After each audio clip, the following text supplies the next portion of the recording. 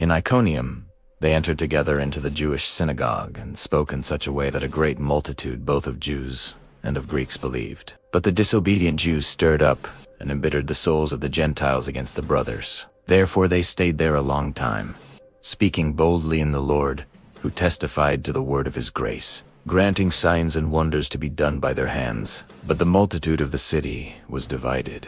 Part sided with the Jews, and part with the apostles, when an assault was made both by the Gentiles and the Jews with their rulers, to mistreat them and to stone them. They became aware of it, and fled to the cities of Lycaonia, Lystra, and Derbe, and the surrounding region. There they preached the good news.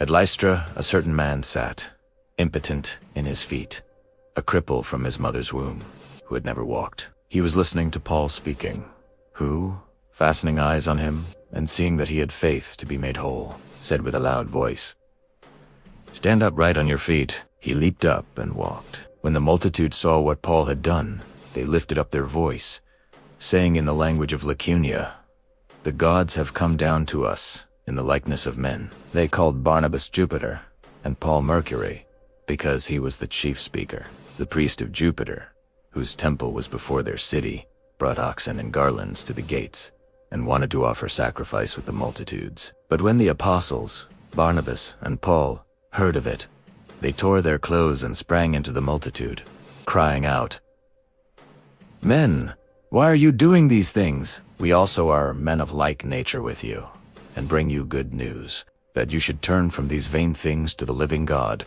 who made the sky, the earth, the sea, and all that is in them, who in the generations gone by allowed all the nations to walk in their own ways. Yet he didn't leave himself without witness, in that he gave you rains from heaven and fruitful seasons, filling our hearts with food and gladness." Even saying these things, they hardly stopped the multitudes from making a sacrifice to them. But Jews came from Antioch and Iconium. Having persuaded the multitudes, they stoned Paul and dragged him out of the city, supposing that he was dead. But as the disciples stood around him, he rose up and entered into the city.